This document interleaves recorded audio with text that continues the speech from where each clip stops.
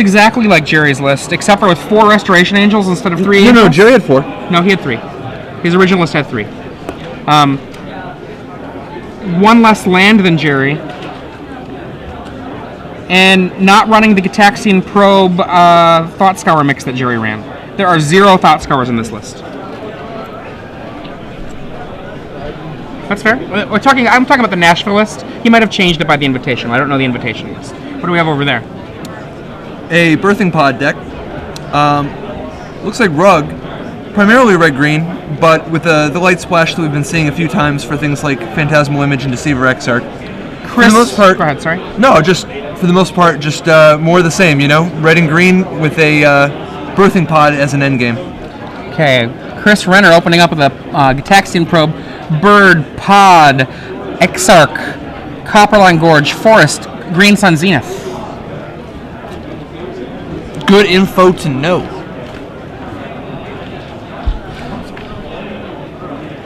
Seachrome Coast starting it off. Copperline Gorge, Bird of Paradise. Now, as we've talked before, there's 2 very different types of games for these green decks when they have the Mana Accelerator versus when they don't. So much of Standard right now is very tempo based, and who can get an advantage? Who can get an advantage to? Because so often people will keep doing things that, basically it's lots of different types of Mana Wars where people are doing something and doing something else at the same time.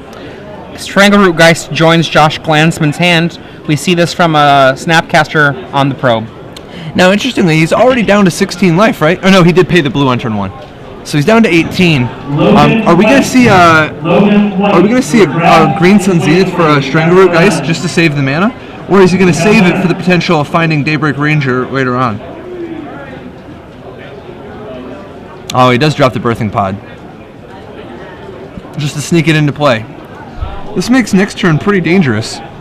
If you can drop Strangleroot Geist and then immediately sacrifice it, go find a Daybreak Ranger.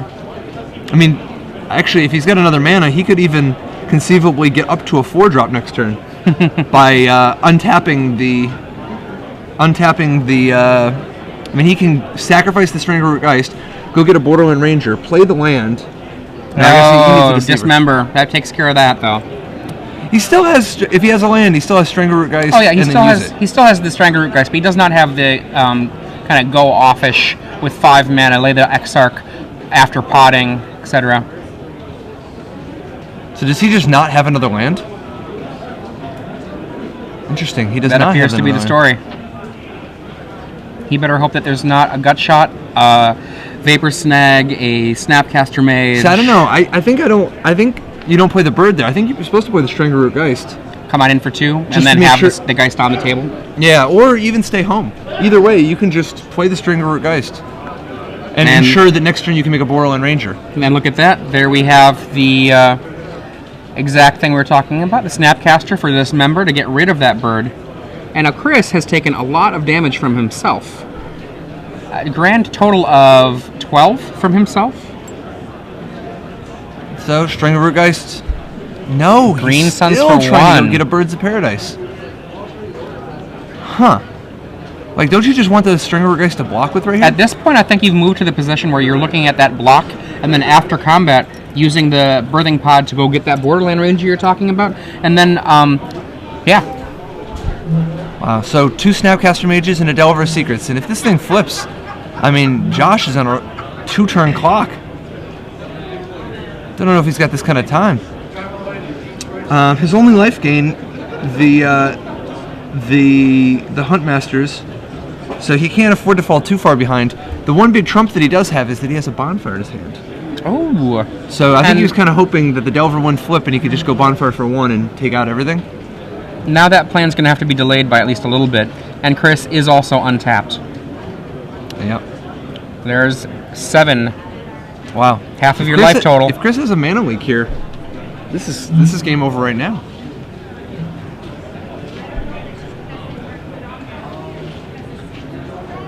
I mean, obviously a little short on mana, but you got to be able to adapt. You got to go with the flow, and Chris realizes he's behind because of that Birthing Pod, but what he does have is a temporary advantage that if he rides it, maybe he can kill Josh before he ever even gets a chance to use the pod. Geist. Jeez. Wow. So many things that Josh has to deal with. I think he needs a bonfire off the top. There is no miracle. Packs it in. So we go to game 2. So what do we have in the sideboard? First, Josh has... well, I kind of imagine he'll actually bring in the other 3 bonfires. He only has the 1 main deck, so he didn't have a chance there, but it seems like bonfire so far has just been proving fantastic against these Delver decks. Yeah. He also has, if he suspects that his opponent is on a lot of equipment, Crushing Vines, is that an option? I think Crushing Vines is a great card against a deck that might have equipment, and it does, and the Delvers and Angels. Yep. And then Stinger Fling Spider, a second one of those, or a Tormentor Exarch might not be out of the question. You know, like, I think he definitely will bring in the Stinger Fling Spider, but in watching him He's play... got 1 main deck. Does he? Yeah, so Wow. he might not need the second one. It depends on what... I think he wanted anyway, just I like think the it's Angels. for these matchups. Yeah. I don't know. I was going to say that seeing it play out at different moments, I still haven't been very impressed by the Stinger Fling Spider, because by the time you're getting to that level of mana with a Birthing Pod, it just often feels like you're already mostly doing fine, or it's just too late to the party because it's as expensive as it is. What are we seeing out of Chris? Well, Chris, I think he's going to have the access to the Phantasmal Image. When you're talking about a deck that's going to have the access to the Strangleroot Geist and have lots of come into play effects, I think Image is perhaps a very good option. And I don't know that Geist is necessarily that good against a deck that's likely to clog up the ground. That's 4 easy outs, and for I think 2 Phantasmal Image, and then from there I think you get to Question Mark Land, because I don't know that his cards are directly attacking a pod deck. You could run Day of Judgment if the game gets overwhelmed on the table. That's a possibility. Timely if you're on the draw. Maybe Gideon? Yeah. Yeah. It'll be interesting. He might even just keep 2 Geists in. The thing about going too big is that if you become too big, you don't have as many accesses to that aggressive draw that you want, but maybe you just can't win with that draw unless you get lucky. See, I do think he's going to take out Mutagenic Growth, though. Yeah, that's fair. That gives us 5 cards out. And I think, I got a feeling he'll probably want to keep 2 of the Geists just because he wants a certain amount of aggression. So what about Mana Leak? Mana Leak is sometimes a card that's not great here. It's actually going to end up being very important against the...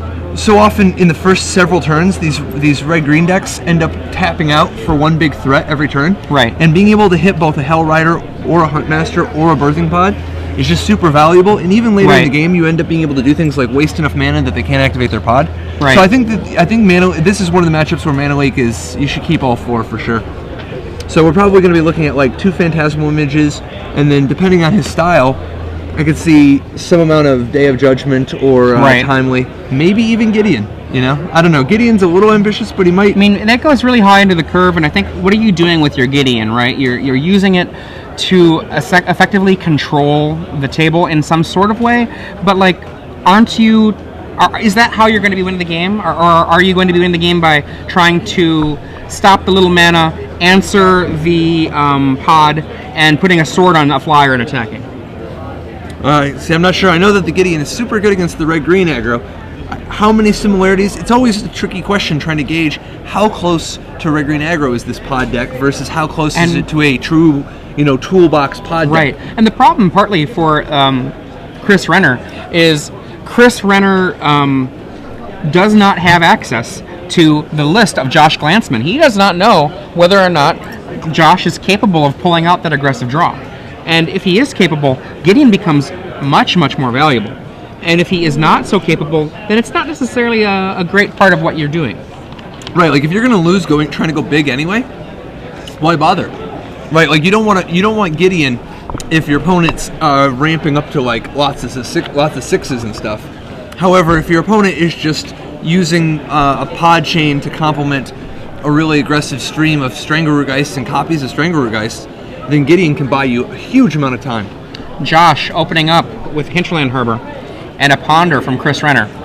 I think Chris, any game that he's not behind a bird, he's happy, Now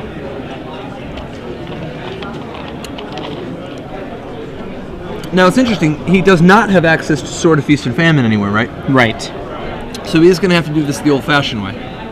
Another possibility, he might even take out the Sword of War and Peace. I think he's probably going to want to keep it, particularly because his opponent didn't see it yet. Right. I also think he wants to keep it just because it's a way to come back from being behind life-wise, and you can turn some of your kind of not great attackers. I mean, Delver is great early, but very quickly can get outclassed by a lot of the stuff that's going on, Absolutely. and turn it into something that'll end the game in perhaps 2 swings. Absolutely.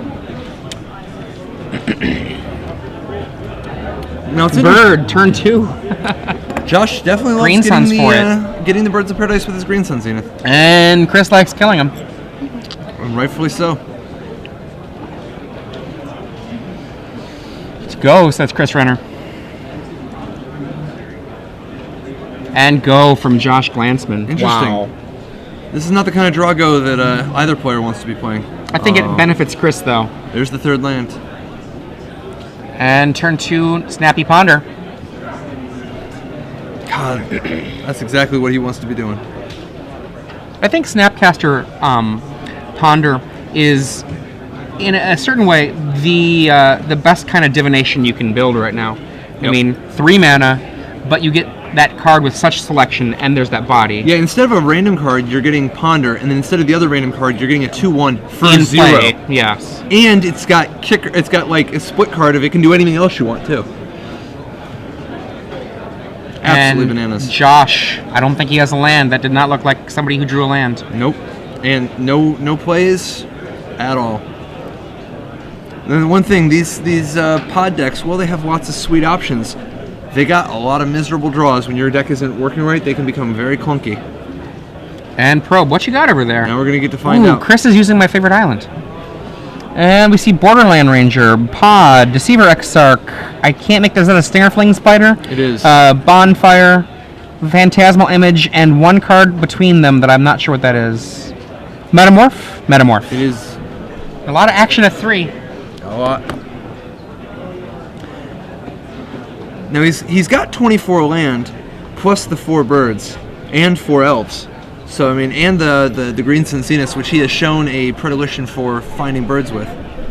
So it's not like he's not doing his part. One of the things that I think is really dangerous about all of these, let's call them Birds of Paradise decks. Yes. Every variety of them is the real threat that Gutshot Snapcaster Mage will just destroy your early game. Absolutely. Absolutely.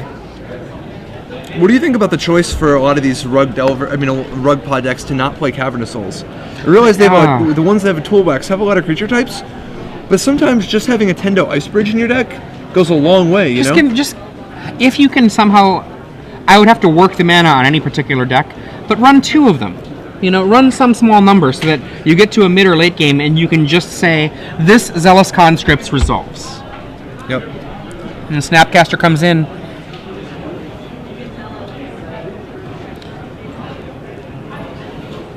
Josh really needs a land. And Looks for that miracle land. And he sees there it. it is. That is Cool, exactly calm. the land that he would want, too. Yep. Debating his options. Bonfire for 1. Not unreasonable. I predict this will not work. You're seeing a leak or a snag in the future. A leak. I mean, heck, Chris might just say whatever and rebuild. But Snag's no, the snag it Snapcaster. is. And Bonfire for 1. 1 damage to Chris Renner, which is real given how much Phyrexian damage he's taken. Absolutely. Or paid. Absolutely. It gives him, switching his life total to an even amount is particularly valuable with all these Strangaroo Geists and things, you know? Ponder? Gitaxian Probe for mana. Absolutely. Oh, wow. Mixed islands. Got an Ice Age island there alongside that Urza's island. Oh, the Cornucopia. And Josh hoping for even more land, but he still has tons of 3-drops here. Borderland Ranger? Is it going to be visited by, or followed perhaps by a bird? Borderland Ranger, does it work? Yes. So he's starting to mount the comeback.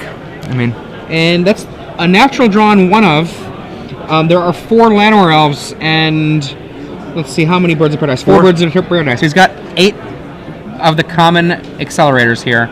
Does he have one of them in his hand? No. It's interesting that he would choose a 4th green mana instead of a 2nd red in case he draws Hellrider or Inferno Titan. But a good point. And in comes the freshly cast Angel from the clouds. It doesn't have to ambush anything. it can just put a clock on the table. Sometimes you just want to get busy. 5 mana, is this Gideon? It is. Oh, God. Very right effective now, from this position. What I think Josh needs right now is a birthing pod. I don't know if there's much else that he can get going on this 4 mana, or even if he draws a land for a 5th mana. Zealous Conscript isn't the worst, right? Like, Zealous Conscript doesn't quite kill Gideon, but it knocks it pretty low, and... that Delver chain makes that, that's joined to the Gideon, makes the Conscripts not quite get there. Yeah, at least he'd have to chump with the Delver. Right. But at least you're not Gideon to 3. And all of that is just theoretical, though, because there is no 5th mana for Josh Glantzman. And he does have birthing pods for days, though. I see a small earthquake happening here in Detroit. Oh, okay, look, it has stopped. Josh needs to mount something. He's got a very, very overwhelming table from Chris Renner facing him. Phantasmal Image on the Ranger. Yep. Does that work? You're tapped out. Oh, on the Angel, flashing. That's much better. Flashing the Ranger. Excellent play. Getting the mountain. Or an island. And that island, perhaps he has a Deceiver Exarch. He's got a Metamorph in hand, we know that. But he just needs 3 mana for that. What a maniac. He does not want the second red. He has no double blue cards. He just likes playing with, keeping it interesting. Darkwing Duck style, let's get dangerous. Let's get dangerous. No, I think he needs the blue because he wants to cast the Deceiver. Deceiver Exarch, yeah.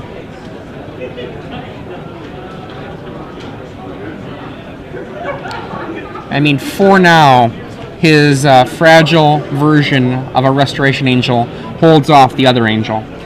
But a 6/6 would be problematic, so an Exarch, just pausing that for a moment, has real value. Well, he's got to be careful, because if he turns it into a 6/6, he knows that he's facing a Deceiver. The Deceiver can tap something, and that's 6 power for attacking back to kill Gideon. So, Gideon will probably just continue to +2, because creatures attack Gideon, that's what they do. Yeah, Gideon is the best upgrade to Natural Spring one could imagine. It's generally gain 8 life, but then adds on some Royal Assassin abilities, and occasionally just kills somebody. I don't know if most people realize that Natural Spring is the metric, but like Beacon of Destruction, I do think that if they... No, because Natural Spring provides a nice baseline, though, because it was, the first card where it's like, is there an amount of life gain you would pay 5 mana for? At the time? Sometimes, yeah. Yeah, at the time. Absolutely. And the reason I say that metric is that when you're playing against Gideon and you're an aggressive deck, a lot of times Gideon is just gain 8 life, and then if you're lucky, even more life. And you don't have to get that lucky to make it even more. Yeah. The sheer wind that it takes out of an aggressive deck sails can be just devastating. I know that Patrick Sullivan and I have long talked about how Gideon was one of the scariest cards we could see against a red deck, and that included Core Firewalker. And now Glantzman looking to find something else to do here. I think the combat stuff has been declared, and so he's trying to figure out if he wants to do anything.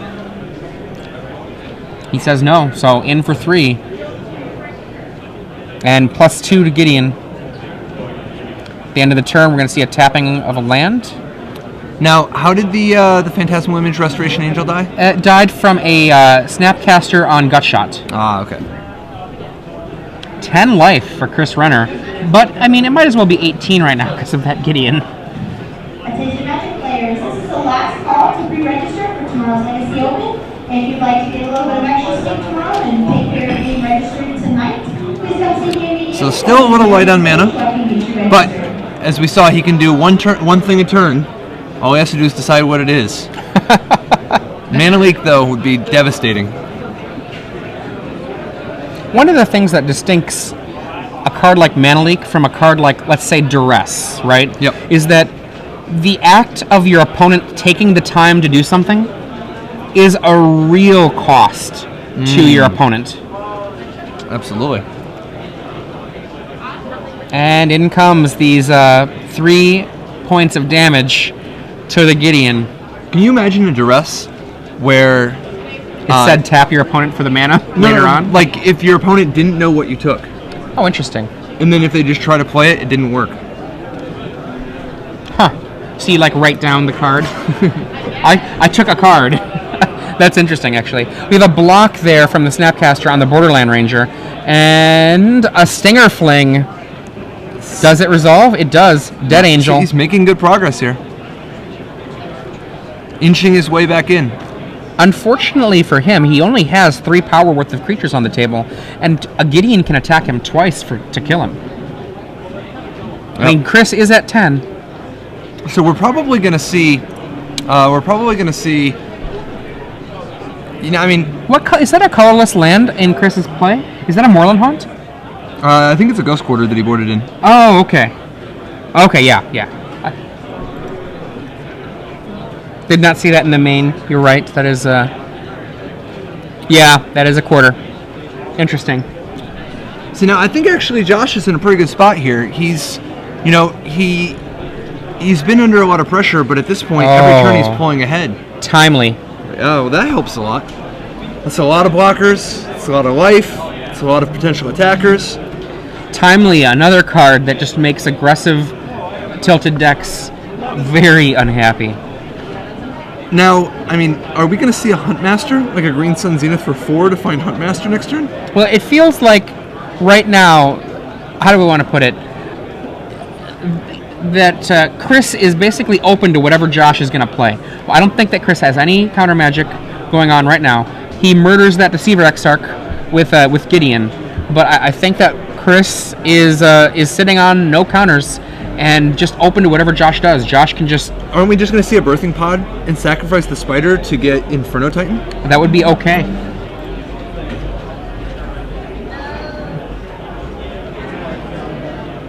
That's what I would imagine the default play is. It's tricky because you have to balance. If something goes wrong, he's facing 10 power. So if he pays 2 life to use the Birthing Pod...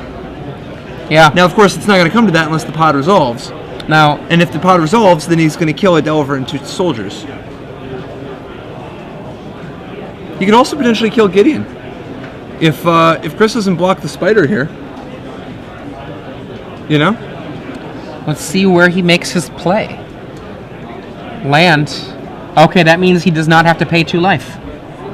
The question is, he might pay the 2 life just to make sure he gets around Mana Leak, which is probably not in Chris's hand, but could be. No. He'll be already dead by then. If he pays for a Mana Leak, he'll have to attack with the Spider, and then he'll just die on the swing back. Yeah, he cannot afford to pay for a Mana Leak from this position. He'll be dead to the board. Because he'll be at 10 life from paying the 2, and then he's facing 10 power. And the Gideon takes the damage from the Spider.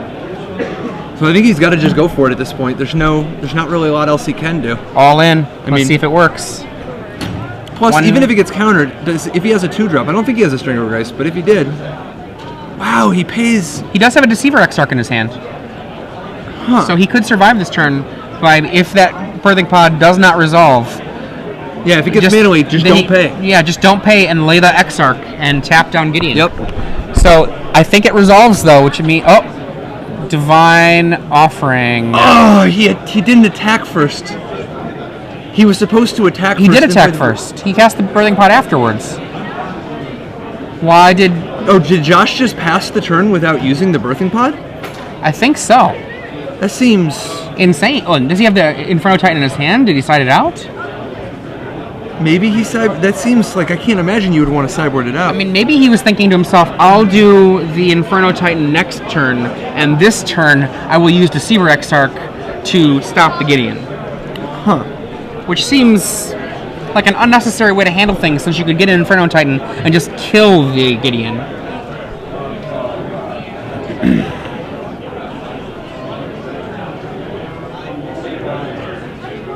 Wow. Huh. I do not like that line from Josh. Well, now, to be fair, he's got another Birthing Pod in his hand, right? So all is not lost. True.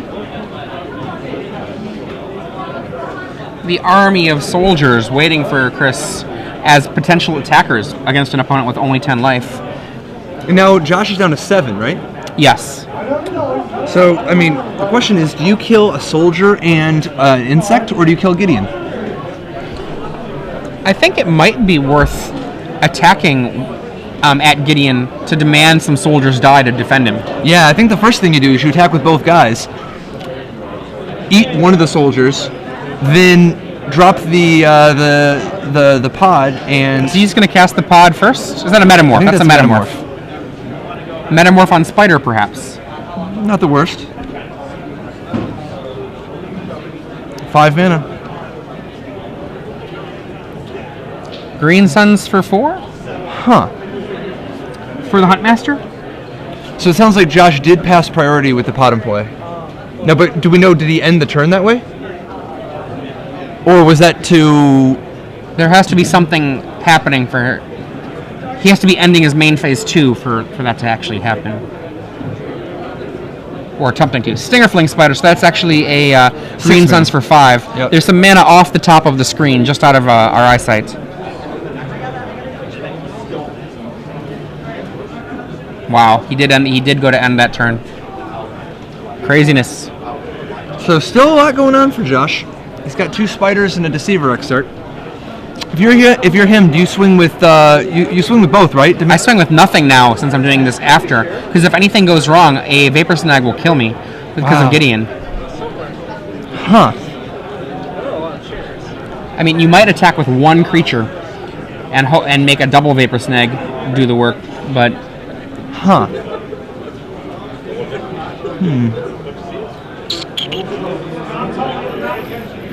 Yeah, he still has a Birthing Pot in his hand. He has to have sideboarded out Inferno Titan. But it seems crazy to board out the Inferno Titan in this matchup. Yeah, I don't know. I mean, I like Inferno Titan I love in it. a deck that can use a pod. I like it and everything. I mean, this is... Generally, Inferno Titan is just fantastic right now because of its abilities against all these one-toughness creatures. I mean, he is not a Cavern of Souls deck, so without Cavern, Inferno Titan is a little bit worse because you might have to cast it, but that's a pretty small price to pay to have it in your deck. Plus, the Mana Leagues are going to be overworked anyway. I mean, Mana League is going to be a gold A plus anyway.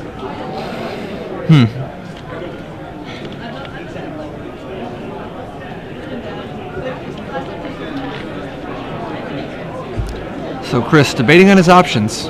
It's always precarious when you're trying to beat down with Gideon with so few counters. Because I mean, you can do it, but he's just vulnerable to the crackbacks. And Chris trying to figure out if it's time, and he's like, it's not time.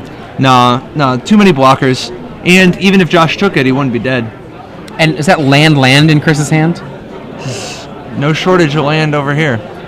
But he did board in the Ghost Quarter, so it's not like he doesn't deserve it. I'm not positive why he boarded in the Ghost Quarter, though. I think maybe he was going up the chain to double Gideon, but that's the end of his up the chain. And he's like, oh, I'm up the chain, I better bring in my mana. I mean, at this point, don't you just Ghost Quarter yourself to thin your deck? Times are tough. He's got to get something going. I'm not sure how many land he has in play right now. 1, 2, 3, 4, 8. 2 in hand is 10. That is almost half of his mana in his deck. I see 1, 2, 3, 4, 7, 12, 14. So 46 cards left. So we're going to see one soldier block a Spider Flings. Is that right? And then just Gideon take 3? Boom. That looks like the right plan, or the correct call. Down to 2. So Josh, once again, facing certain doom. Pod. Wow. There it is. And activation. Not passing. Yeah. There is no Inferno Titan. He can't possibly have Inferno Titan. So he is going to go get what? Acidic Slime, Huntmaster. It's a 3 that he sacked. Right. A 4 could be a Huntmaster or a Phyrexian Metamorph. Now it's interesting. If he would have just gone and got the Hell Rider, he could have done a bunch of damage to Gideon right out the gate. It would have been enough to demand more soldiers block. And perhaps he sided out the Hell Rider. Who can tell? It's a good point. I mean, maybe there are Tormentor Exarchs in his deck now. True. But the Huntmaster definitely looks great here. Totally reasonable. Totally reasonable. And he's got the Metamorph in his hand for next turn. It's, Now, unless Chris Renner has become a Day of Judgment deck as well, I think he's probably not long for this world. and it's very reasonable to play Day of Judgment in this position. Absolutely. Oh, speak of the devil. Lucifer. And why is Gideon going? There we go. Psych. Do you want to attack, Chris Renner? I want you to attack. There we go. Down to 3. Josh Glantzman now, whatever creature he puts into play, at least one creature is going to have to do But he's got a block. Metamorph. His only creature is one that has no stats. We'll find out if there is another creature he draws. Anything? I think it's a land. Wow. Land and Metamorph. Man. I think Chris has just taken it. Oh, he's not happy. Wow. Oh. Quite the match. So Chris Renner takes it 2-0 over Josh Glantzman. That's Blue White Delver defeating Rug Pod.